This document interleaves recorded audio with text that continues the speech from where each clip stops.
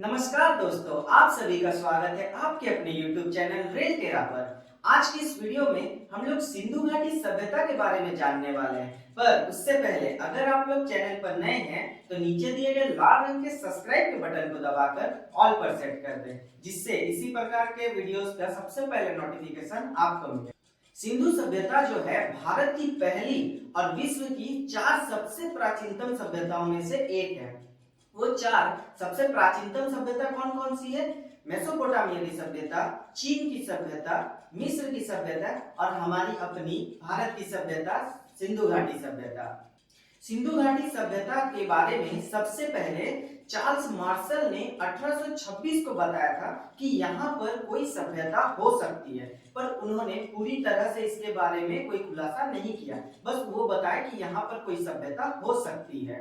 बाद में sir John Marshall के नेतृत्व में सिंधु घाटी सभ्यता की खोज शुरू हुई और सबसे पहला शहर हड़प्पा को राय बहादुर दयाराम साहनी द्वारा 1921 में खोजा गया। जो हड़प्पा जो है ये रावी नदी के किनारे स्थित है। दूसरा शहर मोहनजोदड़ो जो राखालदास बनर्जी द्वारा 1922 में खोजी गई और ये मोहनजोदड़ो सिंधु नदी के किनारे पर स्थित है। सिंधु का जो वर्ष है मतलब अंतराल कहीं पर 3300 ईसा पूर्व से 2400 ईसा पूर्व है, तो कहीं पर 2400 ईसा पूर्व, 1700 ईसा पूर्व या फिर 1750 ईसा पूर्व है।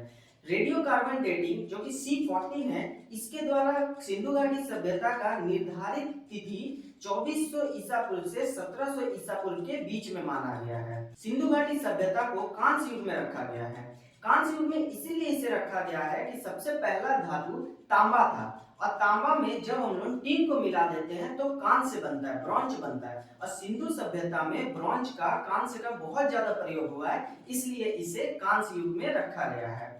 अगर किसी में तांबे का ज्यादा प्रयोग होता है तो उसे ताम्र युग में रखा जाता है, लोहे का ज्यादा प्रयोग होता है तो लौह युग में रखा जाता है। उसी प्रकार यहाँ पर कांसे का ज्यादा प्रयोग हुआ था तो इसे कांस्य युग में रखा गया है।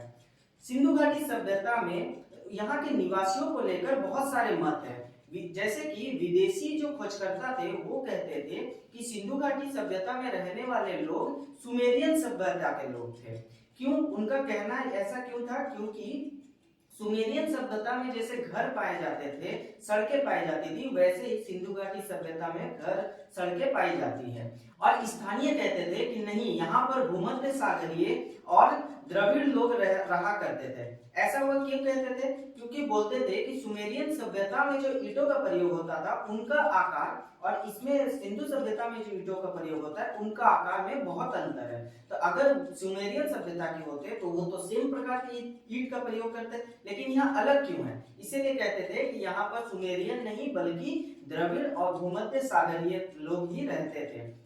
सिंधु सभ्यता को नगरीय सभ्यता भी कहा जाता है। इसे नगरीय सभ्यता कहने का कारण यही है कि नगरों में जैसे घर, बीच में बड़ा सा रोड, उसके बाद फिर घर एक व्यवस्थित रूप में होता है, उसी प्रकार से सिंधु सभ्यता में भी सभी चीज व्यवस्थित रूप से थे। वहां पर ईंटों का प्रयोग किया जाता था, बड़े बड़े सड़कें होती थी, इसलिए सिंधु सभ्यता को नगरीय सभ्यता भी कहा जाता है। सिंधु सभ्यता में केवल 6 शहरों को बड़े शहरों का दर्जा दिया गया है, जो कि मोहनजोदड़ो, हड़प्पा, गढ़वालीवाला, धोलावीरा, राखीगढ़ी एवं कालीबंगन है। स्वतंत्रता प्राप्ति के पश्चात हड़प्पा सभ्यता के सबसे ज्यादा स्थल गुजरात से खोजे गए हैं। सिंधु सभ्यता की मुख्य बंदरगाह जो थी वो कालीबंगन और लोथल है। ये दोनों शहरें नदी समुद्र के किनारे में स्थित है, इसलिए इन दोनों शहरों पर बड़े बड़े बंदरगाहें बनाई गई थी। और सिंधु सभ्यता जो है व्यापार के लिए प्रसिद्ध था, तो बहुत दूर दूर से व्यापारी यहाँ पर आकर व्यापार करते थे। सिंधु सभ्यता की सबसे बड़ी इमारत बृहद स्नानागार है। बृहद स्नानागार के मध्य में स्थित स्नान कुंड, जिसकी लंबाई 11.88 मीटर है, चौड़ाई 7.01 मीटर है और गहराई 2.42 मीटर है।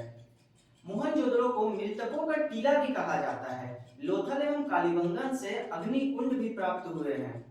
मोहनजोदड़ो से प्राप्त एक सिर पर 3 मुख वाले देवता, जिसके चारों ओर हाथी, गेंडा, चीता और भैंसा विराजमान है। मोहनजोदड़ो से नर्तकी का एक कांस्य मूर्ति भी प्राप्त हुआ है। अधिकतर हड़प्पा की मूर्तियों पर एक श्रृंगी पशु का आंकलन है।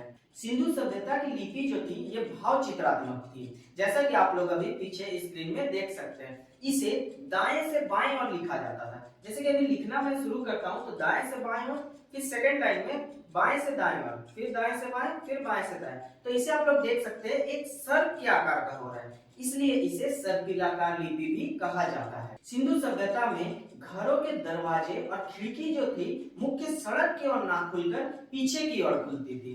लेकिन लोथल ही एक ऐसा शहर है जिसके दरवाजे और खिड़कियां सड़क की ओर खुलते थे। सिंधु सभ्यता की मुख्य फसल गेहूं और जौ थी।